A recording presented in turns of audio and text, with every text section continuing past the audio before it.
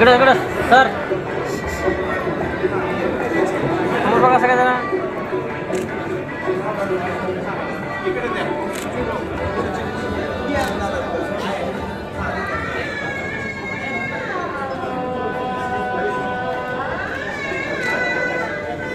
Okay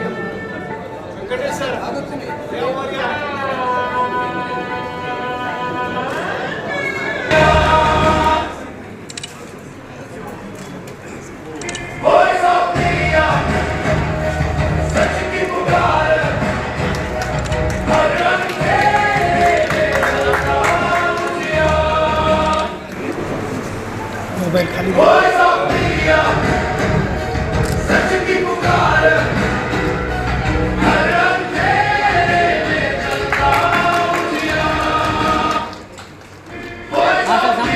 सामने देखो सामने देखो सामने देखो विजयजी चोरडिया यांचा पदग्रहण सोहळा त्याचप्रमाणे असणारं कॅडर कॅम्पसाठी उपस्थित असलेले व्यासपीठावर जे कधीच बसत नाही असं आदरणीय संदीपजी काळे अत्यंत ऊर्जावान व्यक्तिमत्व त्यांच्या रांगोळीतून जेवढं दिसत नाही त्यांच्या चेहऱ्याकडे बघून दिसतं. आजही तारुण्याला लागलेलं असं 18 वर्षाचं उमद नेतृत्व म्हणून आज व्हॉइस ऑफ मीडियाला लाभले. करतोय मी प्रयत्न थोडाफार. व्यासपीठावर उपस्थित विशाल पाटील सर, संघटनेचे राष्ट्रीय कार्याध्यक्ष, पदग्रहण समारंभात भेटतो. आत्ताच महाले साहेबांनी त्यांच्या खूप चांगल्या शैलीत सांगितलं की मराठवाड्याचा पहिला सदस्य आणि व्हॉइस ऑफ मीडियाचा पहिला सदस्य म्हणून बोहणी चांगली झाली. आणि खरोखर ती बोहणी आणि एका मारवाडी माणसाची बोहणी आणि तेही एका सोनारानं करा. नांदेडचा म्हणजे हा माणूस हिरे पारखण्यात एकदम नंबर 1चा सोनार. कोण पहिले पकडायचा आणि कोण शेवटी पकडायचा ते त्यांच्याकडून शिकले. संदीप काळे सरांनी असा सुंदर असा माणूस सोडला मराठवाड्यातून, परभणी, जिंतूर काय. आणि आज खरोखर त्यांची बोहणी चांगली झाली. ती बोहणी इतकी चांगली झाली की आपण 73 देशात पोहोचलो. आणि राज्यभरात एका केडर कॅम्पसाठी ही जी इथली उपस्थिती आहे ही सगळी त्याचं उत्तर. आणि एक दुसरी गोष्ट सांगतो मी चोरडियाची, आजचा दिवस आहे 9 ऑगस्ट, क्रांती. आणि आज क्रांती दिनी तुम्ही क्रांती करण्यासाठी महाराष्ट्रात क्रांती करायची तुम्हाला. आणि या क्रांती दिनी तुम्ही आज पदग्रहण सोहळ्यात बसताय. हा काटेरी मुकुट आहे. आज जरी चांगला वाटत असला, आज सत्कार सोहळे घेताना जरी चांगलं वाटत असलं तरी हा काटेरी मुकुट आहे.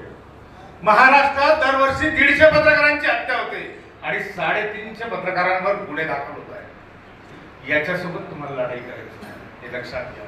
आणि या लढाईसाठी तुम्हाला सज्ज व्हायचं. त्यासाठी तुमची कोअर टीम देखील चांगली असली पाहिजे. त्यासाठी तुमचं सगळं नेटवर्क चांगलं असलं पाहिजे. आणि आदरणीय संदीप काळे सरांनी तुम्हाला एवढी सगळी घटना आणि हे सगळं जुळवून दिलेलं आहे. आता तुम्हाला ते फक्त वेचायचं आहे आणि एका माळेत फिरवायचं. अनेक संकट आपल्या समोर आहे, अनेक नाही. मी तुम्हाला सांगतो, माझ्या प्रदेशाध्यक्षाच्या कार्यकाळात आपण अनेक आंदोलनं केले. किशोर भाऊ आहेत, वर्ध्यावरून ते यायचे. आम्ही नागपूरच्या विधिमंडळासमोर तिथे आंदोलन केलं. संदीप काळे सरांनी आझाद मैदानावर आम्ही तिथे आंदोलन केलं. आणि असे प्रत्येक तहसीलवर, जिल्हा कार्यालयावर आपण आंदोलन केली. आणि आपल्याला एक पत्रकार कल्याणकारी महामंडळ मिळालं. पण ते महामंडळ केवळ कागदावर राहिलं. पण माझी अशी इच्छा आहे, ज्यांच्या नावात विजय आहे त्या विजयाची घोडदौड करून त्यांनी त्यांच्या कार्यकाळात विविध प्रकारचे आंदोलन उभं करा, पण ते पत्रकारांसाठी महामंडळ उपलब्ध करून द्या. आणि पत्रकारांचं पोट भरलं ना तर सत्तेची मस्ती तेच चिरवू शकतात. पण त्याचं पोट आधी भरलं पाहिजे. सरांनी सांगितलं पत्रकारितेची दिवस अत्यंत वाईट आहे. कोण काय म्हणतं एकट्यात सांगा, मी सांगतो तुम्हाला लोक काय म्हणतात. पण एक लक्षात घ्या, जेव्हा जेव्हा वाईट परिस्थिती येते तेव्हा तेव्हा चांगलं काम करण्याची संधी निर्माण होते.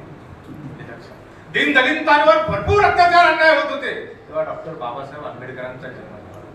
मोगलशाही विरुद्ध लढताना, आदिलशाही विरुद्ध लढताना तमाम जनतेवर अत्याचार अन्याय होत होता तेव्हा छत्रपती शिवाजी महाराजांचा जन्म झाला. आणि आज म्हणून मी सांगतो की या पत्रकारितेचे दिवस अत्यंत वाईट आहे आणि या वाईट दिवसातला चांगला दिवस करण्यासाठी आदरणीय संदीप काळेंचा जन्म झाला. आणि तुम्ही आम्ही गोष्ट मोहऱ्या, पण एखादी गोष्ट करण्यासाठी, एखादी चांगली घटना घडण्यासाठी काहीतरी काम. आणि आता ती प्रतिकूल परिस्थिती आहे. व्हॉइस ऑफ मीडियाचा जन्म हा प्रतिकूल परिस्थितीतून झाला, कोरोनाच्या काळात. म्हणून मी तुम्हाला सांगतो आज प्रतिकूल परिस्थितीतच आपण चांगलं काम करू शकतो. आणि ज्या ज्या लोकांना महाराष्ट्राच्या चांगलं काम करायचंय त्यांनी कोर टीम मध्ये या. तुमच्या नावाचा इतिहास लिहिला जाईल हे मी दाव्यानं सांगतो. आणि व्हॉइस ऑफ मीडिया हा इतिहास लिहिल्याशिवाय राहणार नाही.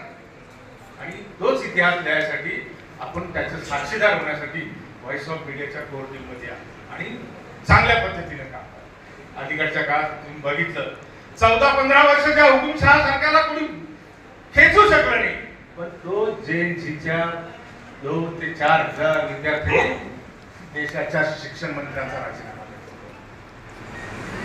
अहो ती नवीन तरुण ती पिढी आहे. आज तुम्ही आम्ही सगळ्या लोकांना न्याय देणारे लोक आहे, न्याय देणारे, आणि तुम्ही स्वतःला न्याय देऊ शकत नाही. आपल्याला आपला कुटुंब चोरडियाजी हा परिवार महाराष्ट्राचा उभा करायचा आहे.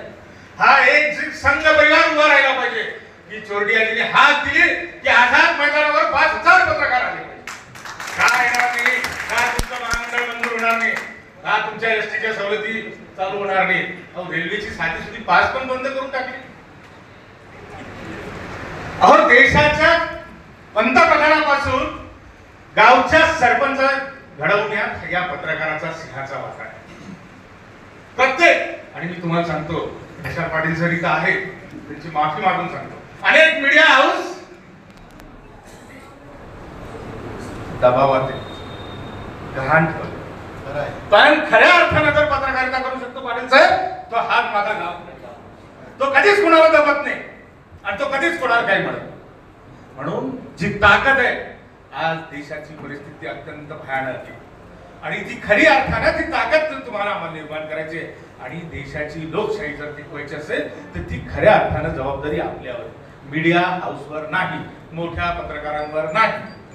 ती जी काही होत आजच्या तारखेत हे जे YouTube चॅनल असतील हे असतील, हे खऱ्या अर्थानं चांगल्या बातम्या देतात. मोठी बातमी तर दिसतच नाही. ज्या अनेक गोष्टी होतात देशभरात ते कुठेही काही दिसत नाही. म्हणून या सगळ्यांची जबाबदारी तुमच्यावर. आणि आज लोकशाही टिकवण्यासाठी आणि पत्रकारांच्या सगळ्या चांगल्या हक्कासाठी, म्हणजे व्हॉइस ऑफ मीडियाचं वाक्य आहे, कुटुंबातील प्रत्येकासाठी, कुटुंबातील प्रत्येकासाठी व्हॉइस ऑफ मीडिया. अहो राजकीय लोक असतात, सगळेजण आपले फायदे उचलून घेतात. निवडणूक जर आली तर ते आपल्या बायकोचा, गर्लफ्रेंडचा सुद्धा वाढदिवस लक्षात ठेवतात. निवडणूक संपली तर त्यांना आपलाही वाढदिवस लक्षात राहतो. इतकी वाईट अवस्था आहे. पण जेव्हा ज्या लोकांसाठी आपण करतोय त्या लोकांना त्यांच्या ते आपल्या रुमातून उतराई होण्याची त्यांना संधी. त्याच्यामुळे अशा आपल्या अनेक योजना आहेत, अनेक संकल्पना आहेत, काही त्याच्यावर अनेक ठिकाणी काम करतात. आणि आपण सगळ्यांनी, माझा सगळ्यांना जसं जंतर मंतरवर आम्ही पण एक दिवस आपण व्हॉइस ऑफ मीडिया म्हणून आंदोलन केलं आणि आजपर्यंत कुठल्याही संघटनेचं आंदोलन जंतर मंतरवर झाले नाही. तो इतिहास व्हॉइस ऑफ मीडियाने